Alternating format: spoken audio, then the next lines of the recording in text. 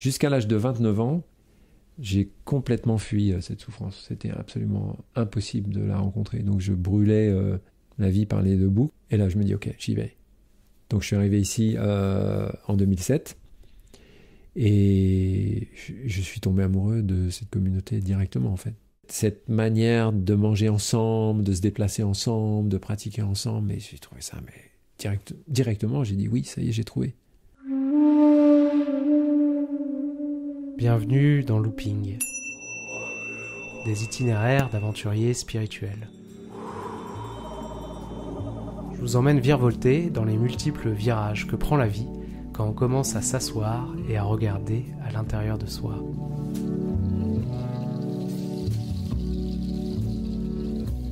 De tout le répertoire de John Lennon, pour moi, l'une de ses plus belles chansons est Mother. Sortie en 1970 sur l'album John Lennon Plastic Ono Band, elle commence avec ses cloches.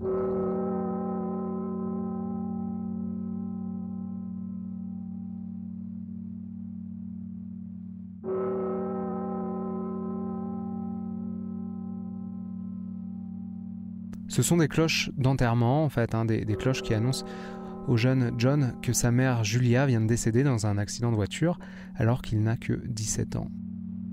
Mother, you had me, but I never had you.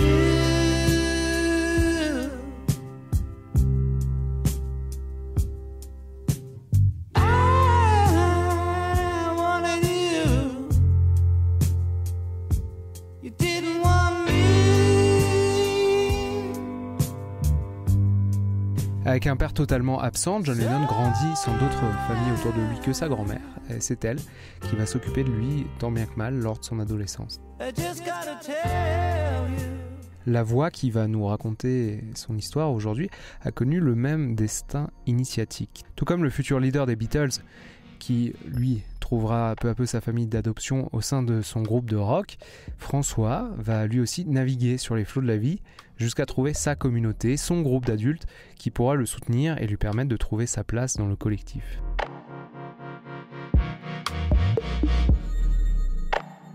Son histoire, c'est celle d'une vie qui le rapproche peu à peu de sa souffrance jusqu'à trouver un lieu propice et soutenant pour en prendre soin.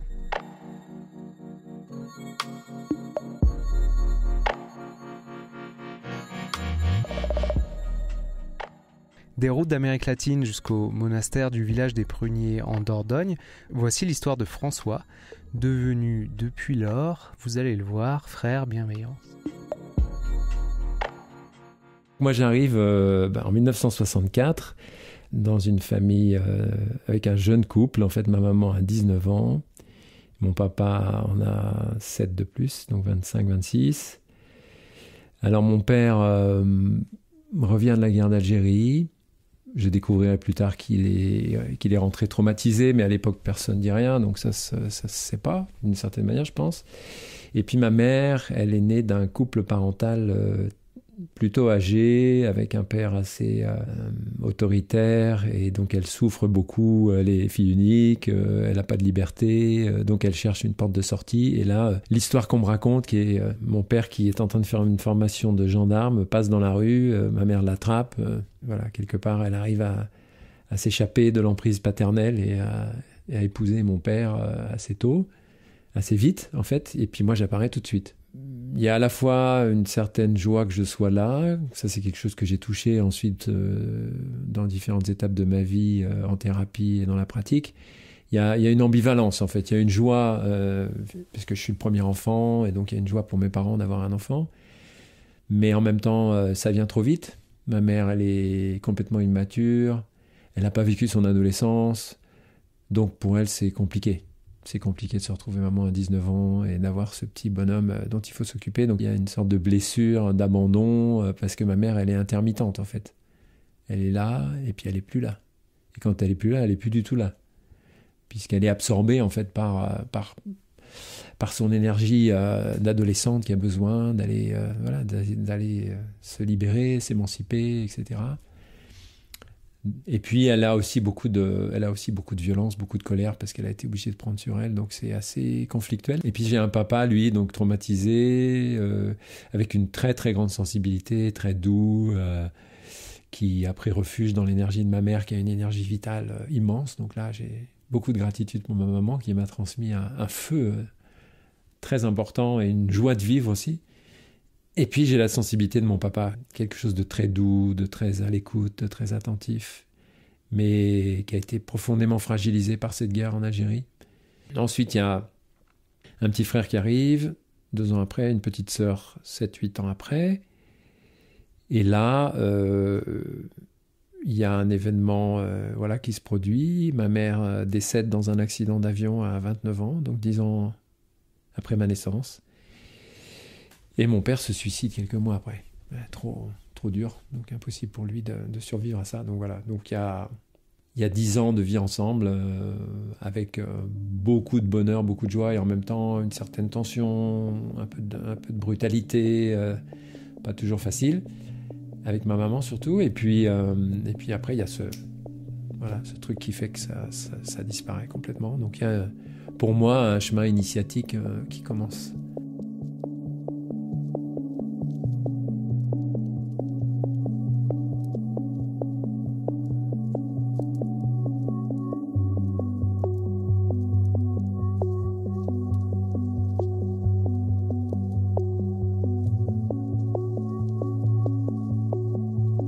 Qui n'est pas facile pour moi à ce moment-là, c'est de trouver la force de dépasser ça et de continuer. Donc il y a tout un moment où je suis perdu, un peu déprimé, et je passe les quelques années qui suivent adopté par ma grand-mère paternelle, qui fait de son mieux, mais voilà, il y a pas mal de difficultés quand même. Et donc là, c'est des années d'enfer, jusqu'à ce que j'arrive à peu près à l'âge de 17 ans. Donc il y a pas mal d'années très très difficiles.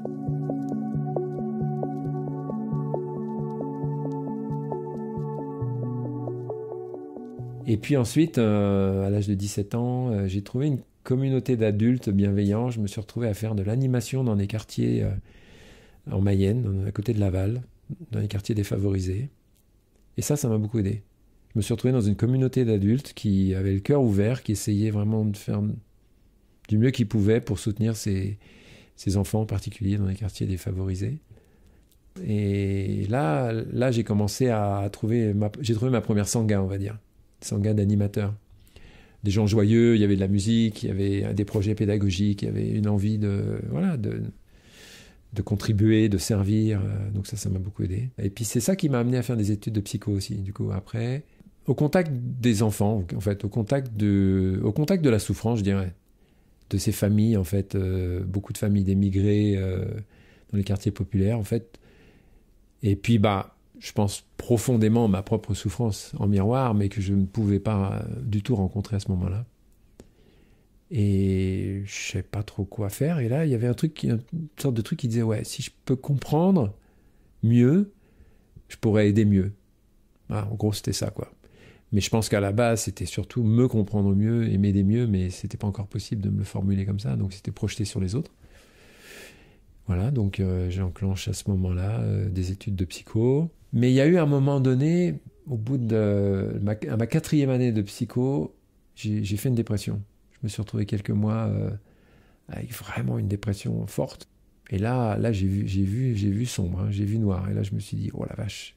Et j'étais complètement démuni et j'ai réussi à reprendre pied grâce à un groupe d'étudiants, en fait, qui m'ont soutenu. Je me suis remobilisé sur mes études, donc je suis passé au-delà de cette dépression, mais sans en prendre soin, sans approfondir rien du tout. Donc en fait, jusqu'à l'âge de 29 ans, j'ai complètement fui cette souffrance. C'était absolument impossible de la rencontrer. Donc je brûlais la vie par les deux bouts, comme on dit.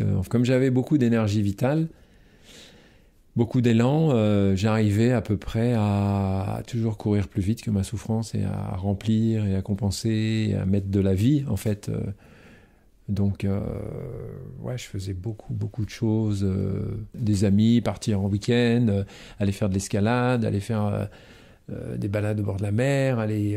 Après, donc j'ai travaillé comme psycho, donc je travaillais beaucoup. Après, je rentrais, j'avais d'autres activités le soir.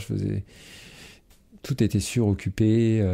Je fuyais aussi dans les relations amoureuses, enfin un peu tout en fait, tout ce qui pouvait remplir, jusqu'à le miracle du corps qui s'effondre.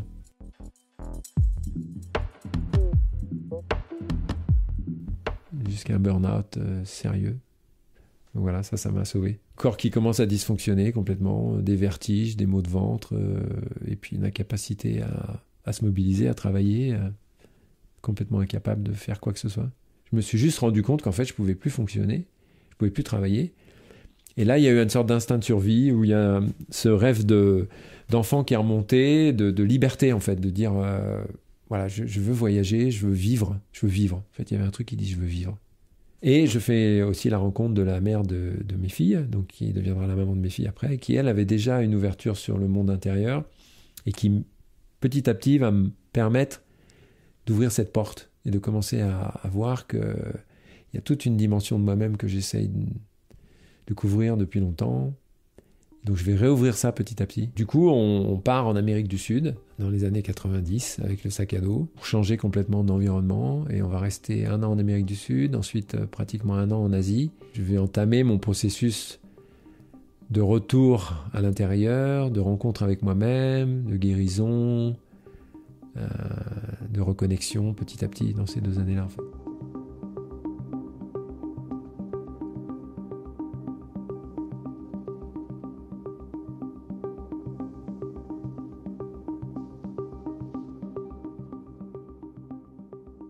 Et puis je découvre la pratique de la méditation à Dharamsala en Inde, donc avec les Tibétains en 1994. Quelqu'un a dû nous dire allez à Dharamsala, c'est sympa. À l'époque, c'était un petit village. Aujourd'hui, je pense que c'est beaucoup plus gros. À l'époque, c'était un petit village. Il y avait des réfugiés tibétains qui arrivaient, qui continuaient d'arriver. Il y avait des moines. Et on savait qu'ils avaient traversé des conditions de vie terribles. Certains étaient morts pendant le transport et tout ça. Enfin, la traversée des montagnes. Et on les voyait avec un sourire, une banane, une présence. On disait, mais... Je crois que mes premières graines de vie monastique, elles ont été arrosées là, c'est clair. Il y a un truc qui a fait, waouh, ok. On était assez impressionnés, on était assez émerveillés de les voir. On a eu la chance aussi de recevoir le darshan du Dalai Lama à ce moment-là. Petite incise ici, petit point lexical. Le darshan, c'est un mot indien qui parle du moment où le maître spirituel établit un contact visuel avec ses fidèles et procède ainsi à une sorte d'échange énergétique qui passe par le regard.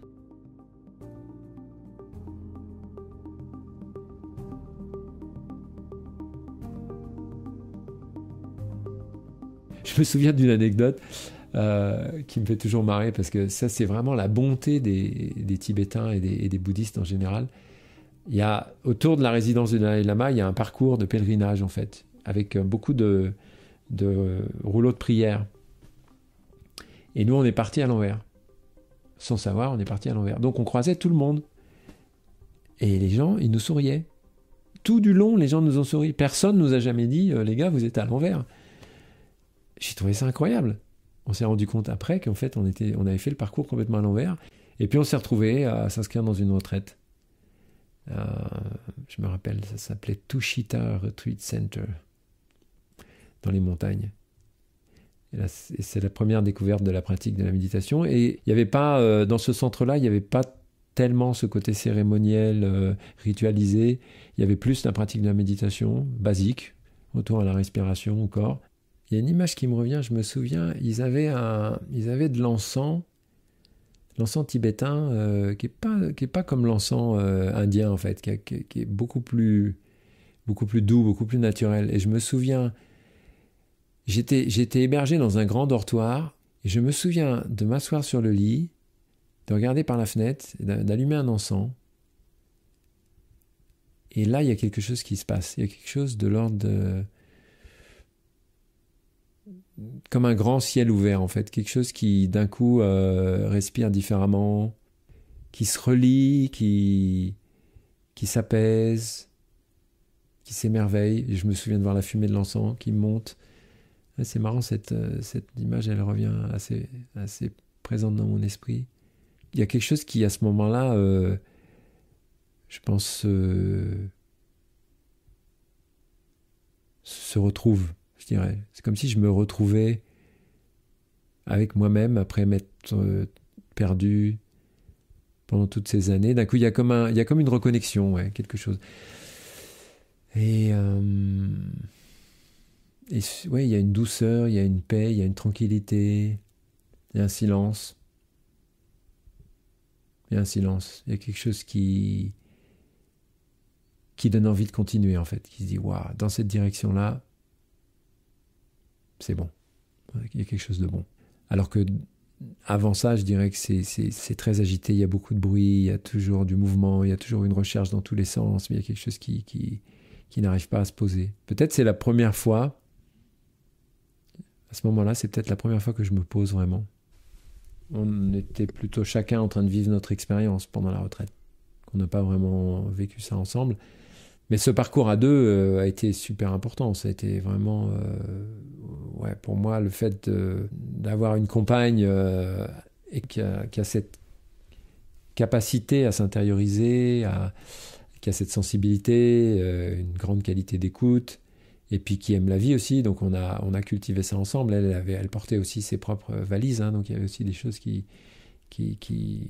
pesaient et qui faisaient que la vie avait du mal aussi à émerger. Mais du coup, on l'a fait émerger ensemble. 2 ans ensemble non-stop, c'est énorme, c'est énorme. J'aurais pas pu faire ce voyage-là tout seul. J'avais vraiment besoin aussi qu'on me donne la main, hein, et je pense elle aussi. Donc c'était beau.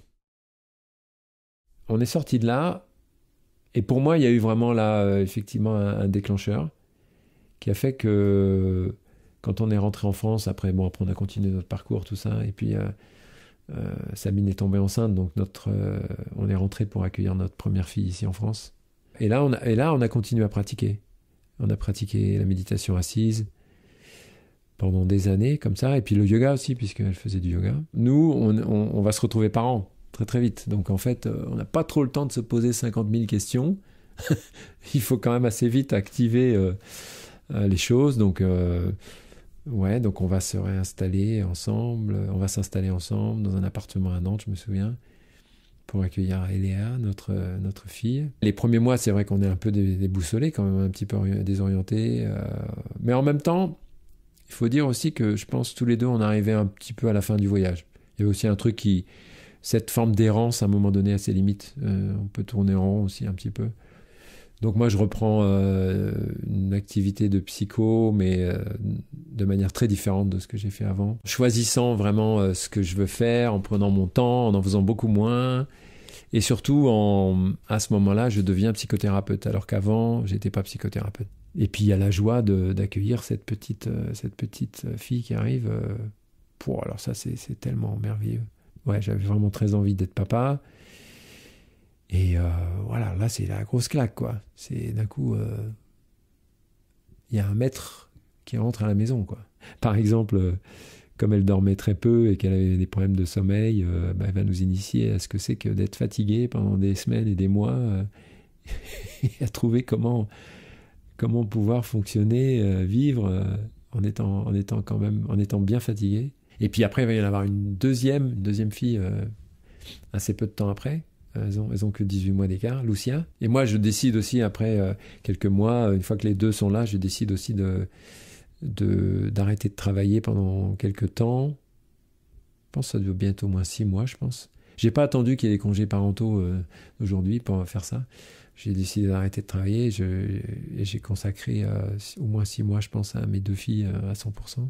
Et je deviens papa à un moment où j'ai fait tout ce parcours initiatique et où j'ai déjà une vie spirituelle et j'ai déjà une ouverture et une capacité à prendre soin de moi et à prendre soin des gens qui sont autour de moi. Quelle chance, quelle bénédiction, en fait. Par rapport à ma propre histoire, je pense que c'est aussi une clé de guérison. C'est-à-dire que en prenant soin de mes filles, je commence aussi un peu plus à prendre soin de moi, à prendre soin de mon enfant intérieur et à me rapprocher de ma blessure encore un peu plus. quand on est vraiment là, quand on est vraiment disponible, quand il y a quelque chose qui a été choisi, donc moi j'ai choisi ça, et bien prendre soin de l'autre, c'est prendre soin de soi en fait. Ça fait pas tellement de différence. Il y a pas un truc pour soi et un truc pour l'autre. Aujourd'hui, avec la lecture que je peux en faire, je dirais que c'était ma propre guérison aussi, de me donner à 100% à ça.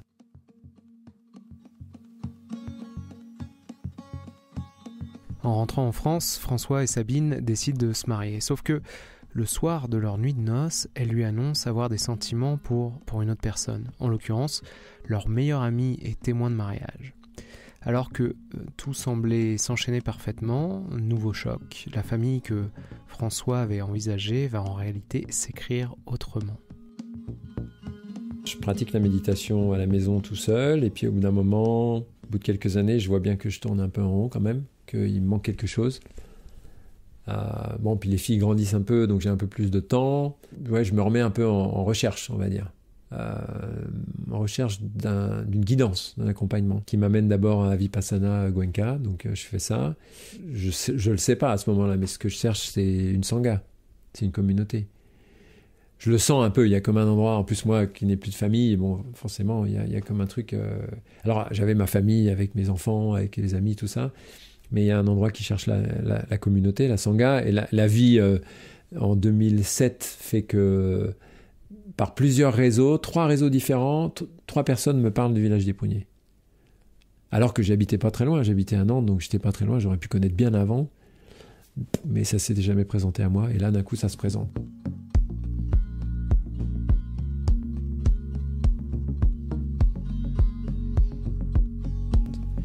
Et là je me dis ok, j'y vais. Donc je suis arrivé ici en 2007 et je suis tombé amoureux de cette communauté directement en fait.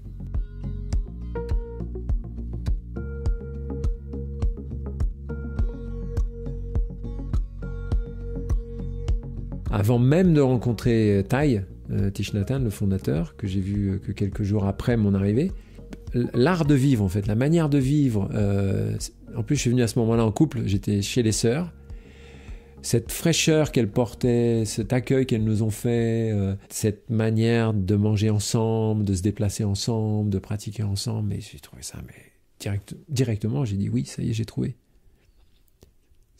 Donc ensuite j'ai entendu les enseignements du maître, et que j'ai trouvé aussi absolument fabuleux. Et à partir de là, en fait, ça s'est fait tout seul. J'ai senti que j'avais trouvé. Donc, pour moi, quand j'ai trouvé, il faut y aller, quoi. Il faut se nourrir. Il faut revenir à la source régulièrement. Donc, à partir de 2008, j'ai commencé à venir ici plusieurs fois dans l'année, plusieurs semaines dans l'année. J'arrivais des fois, certaines années, à venir ici presque 2 mois dans l'année.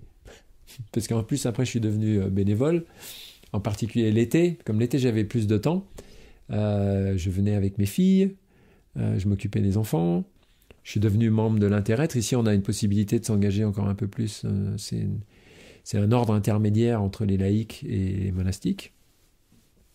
On prend aussi quelque part des vœux de service, en fait, c'est des vœux de Bodhisattva. Donc, je me suis engagé là, et puis au fil des années, il y a cette bizarrerie qui est apparue dans mon esprit, qui a commencé à m'imaginer moine. Alors vraiment comme une bizarrerie. Pour moi, c'était pas du tout dans les choses imaginables. J'avais pas le profil, on va dire. Je suis quelqu'un, je sais pas, qui est tellement spontané, effervescent. J'avais l'habitude de mener ma vie à ma manière. J'avais mon camping-car, ce genre de personnage très très libre qui fait sa vie, qui choisit, je m'en remettais à personne en gros pour prendre mes décisions, pour avancer, Bon, j'avais des amis ou des gens qui m'entouraient, et là de devenir moine, rentrer dans une sorte de format, je sais pas, ça me paraissait complètement fou. Donc j'ai contemplé ça pendant quelques années, en parlant à personne au début, parce que j'y croyais pas. Je me disais non, bon, c'est juste une fantaisie comme ça, parce que je suis assez fantaisiste quand même, j'aime bien les trucs un peu drôles, quoi.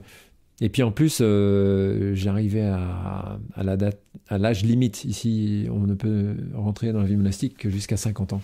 Donc j'étais en train de me rapprocher de l'âge limite. Et je voyais mes filles qui n'étaient pas encore adultes. Donc je me disais, bah non, c'est pas possible. Je peux pas faire ce pas-là alors que mes filles sont pas prêtes à s'envoler.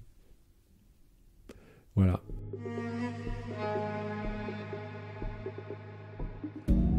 En 2014, je me souviens, j'ai eu 50 ans. Et là, je me suis dit, bah non, ça ne sera pas pour cette vie-là. Et là, j'ai eu une période assez difficile. Une grande tristesse, un truc qui disait... Je sentais l'appel, en fait, quand même vachement fort. Et je me disais, waouh, c'est bizarre. Pourquoi c'est pas possible? Et puis, il y a un truc qui dit, bon, non, ça va pas être possible. J'avais 50 ans. Et puis, voilà. Mes filles n'étaient pas encore prêtes pour moi. Donc, je me disais, bon, ok, tant pis. Et là... retournement, voilà, quelque chose, et là c'est magique. En début 2015, on vient ici avec mes filles pour fêter le Nouvel An vietnamien. Donc il y a une période assez festive ici pendant une semaine. Dès que je suis arrivé là, c'était sur une semaine, j'ai commencé à faire des rêves très puissants qui m'ont remis sur cette aspiration qui était la mienne. Et ça s'est réveillé très très fort. Et là j'ai dit, waouh, c'est en train de revenir.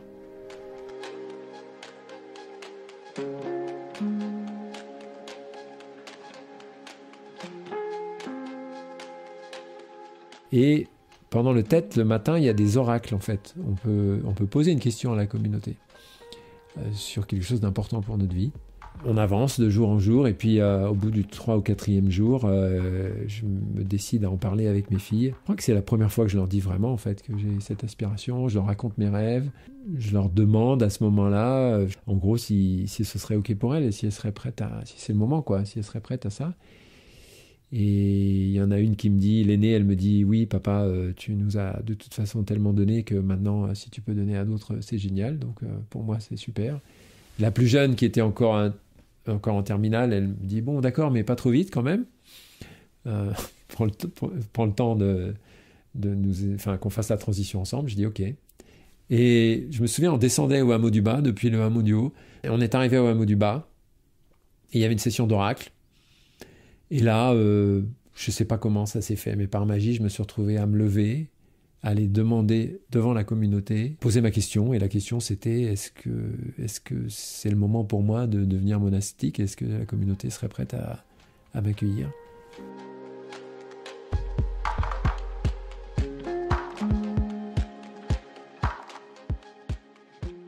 Et j'ai tiré un oracle.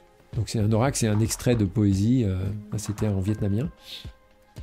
Et là, le frère a lu le texte en vietnamien. Les frères et sœurs monastiques vietnamiens se sont marrés. Parce que ça parlait d'une vigne vierge qui montait sur un arbre, qui prenait refuge et qui grandissait autour d'un arbre. Et donc ça parlait, c'est une sorte de métaphore aussi, voilà, de celui qui veut s'élever quelque part en s'appuyant sur un arbre. Donc sur une tradition, quoi. Et puis là, le truc le plus drôle, c'est que ce frère aîné, il savait que j'avais 2 filles, donc il m'a demandé, il me dit, mais t'as 2 enfants, est-ce qu'elles sont d'accord? Là, je le regarde, je lui dis, ben regarde, elles sont là-bas, si tu peux leur demander directement. Donc il s'est penché, il a demandé à mes filles, et les filles, elles ont dit, oui, on est d'accord. Alors là, il y a eu une vague d'émotions dans la salle et tout ça, et puis en gros, c'était oui, quoi. Mes filles étaient d'accord, la communauté semblait être d'accord. Il y a une des sœurs qui a validé aussi, qui me connaissait depuis des années avec les enfants, qui a posé sa main sur ma tête et qui m'a donné sa bénédiction, une sœur aînée. Enfin voilà, c'était un moment super fort. Et à partir de là, c'était clair, quoi.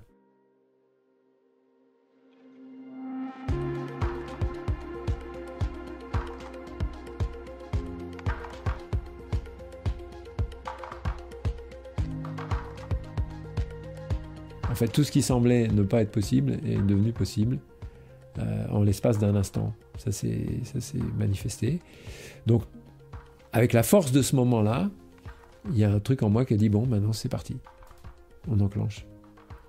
Donc j'ai écrit ma lettre d'aspiration, j'ai demandé à la communauté de prendre encore 8 mois pour finir tout ce que j'avais à finir, parce que bon, j'avais les filles, mais j'avais aussi tous mes patients.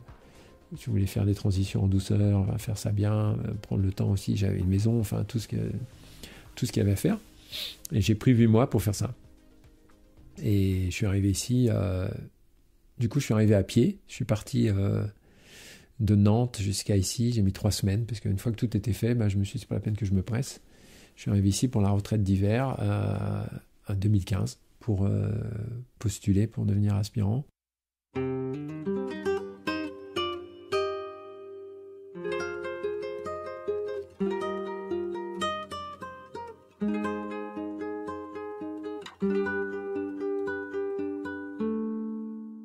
C'était un bonheur cette marche parce que les 8 mois avaient été quand même intenses. Hein, de tout faire cette transition, de tout lâcher en le faisant bien, en accompagnant toutes les personnes que j'avais en thérapie pour une transition, en installant mes filles, en quittant la maison, en lâchant tous les biens matériels. Donc ça avait été un sacré parcours. Donc là, d'un coup, j'avais plus que mon sac à dos, j'avais pratiquement plus rien, parce que ce qui me restait, je l'avais donné à mes filles. Et puis j'ai fini la dernière étape à pied ici. Je suis arrivé avec mon bâton et mon sac à dos. Voilà. Puis après ça, il y a eu 1 an de formation d'aspirant. Et puis on a été ordonné en 2016, en décembre 2016.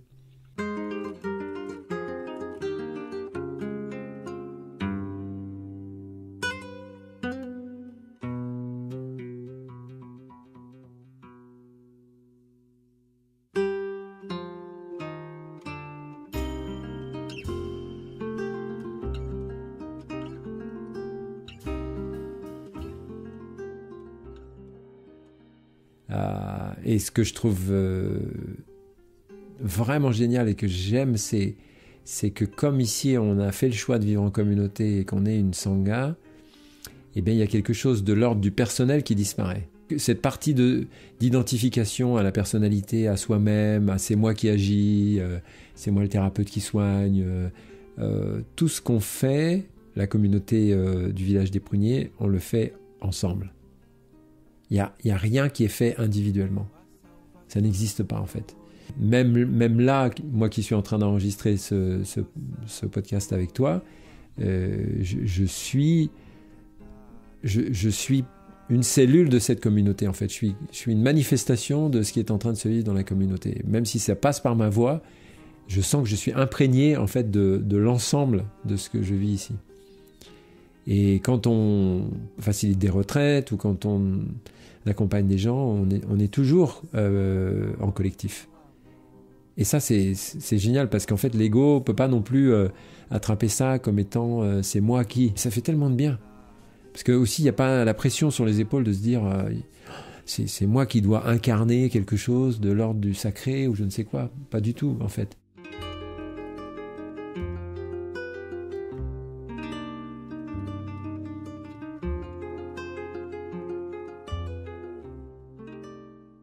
Bah oui, c'est pas moi qui prends les décisions pour ma vie aujourd'hui. Hein. Alors je peux demander, mais c'est la communauté qui décide, même pour aller visiter ma famille. Si je veux aller voir ma famille, je dois avoir l'aval de la communauté. En général, ça se fait bien, hein, mais voilà.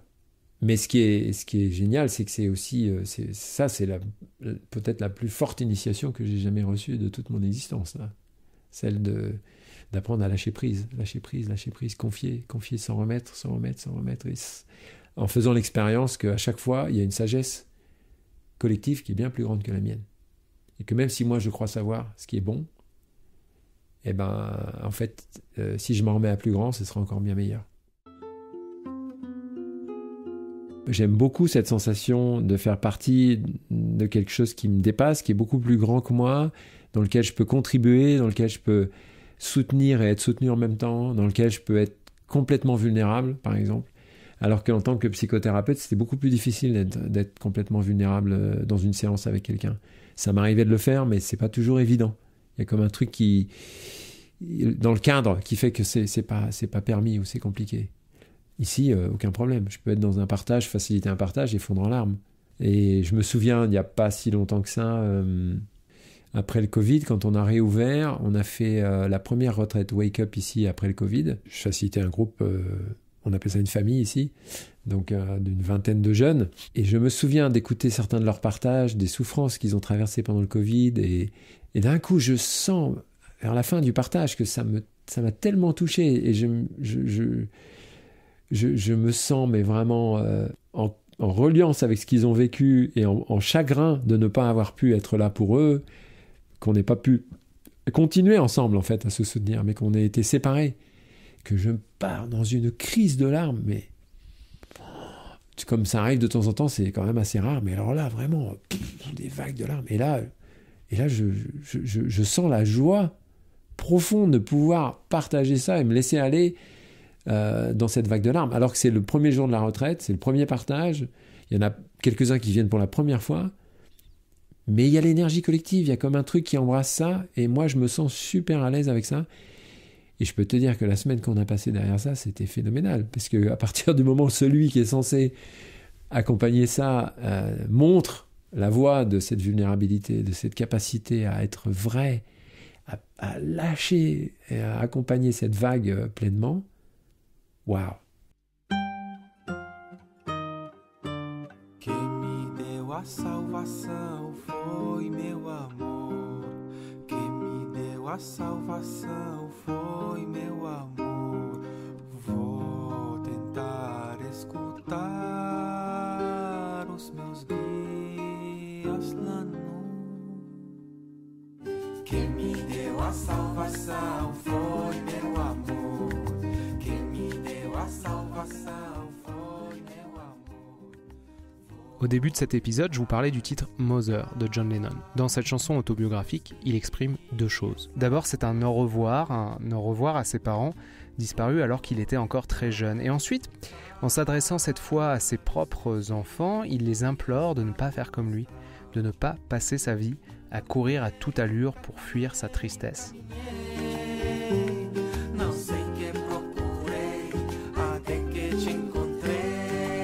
Comme il nous l'a raconté, François, devenu frère bienveillance, a appris lui aussi à ralentir. D'une vie à 1000 à l'heure, pour fuir ses ténèbres, il a peu à peu réduit l'allure pour cheminer avec ses blessures main dans la main. Merci à lui de m'avoir accueilli au village des Pruniers pour enregistrer cet entretien. Si ça vous intéresse, je vous invite à vous renseigner sur cet endroit à la fois magnifique et franchement accessible. Il y a des retraites toute l'année et notamment pour les familles, pour les jeunes adultes. On a vraiment de la chance d'avoir un endroit comme ça en France, alors autant en profiter.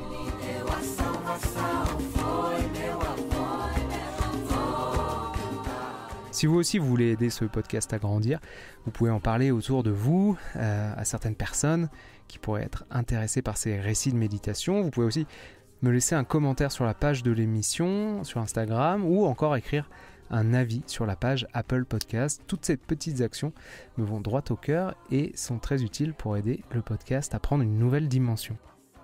On se retrouve la prochaine fois pour l'épisode 8 avec la dénommée Ina, pour un format un peu inédit, puisqu'il s'agira pour la première fois d'une immersion un peu au jour le jour dans une retraite de méditation. Alors, comme prévu, ce projet de documentation sonore prend trop de place dans ma tête. On s'y attendait, ça s'agite un peu, ça essaye de résoudre, d'optimiser. Les vieux dossiers ressortent. Je n'ai aucun doute que quelque chose est en train d'avoir lieu.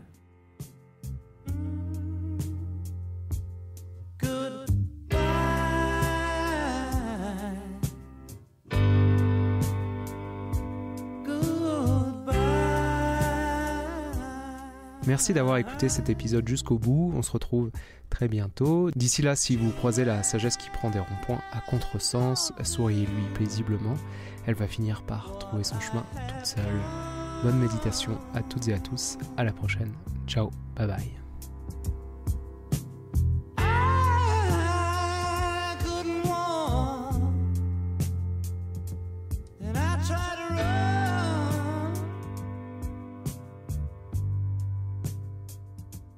So